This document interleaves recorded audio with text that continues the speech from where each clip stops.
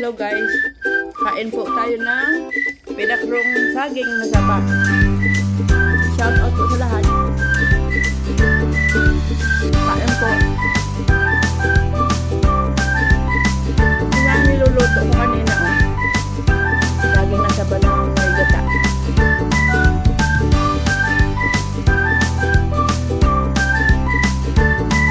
Almusal po.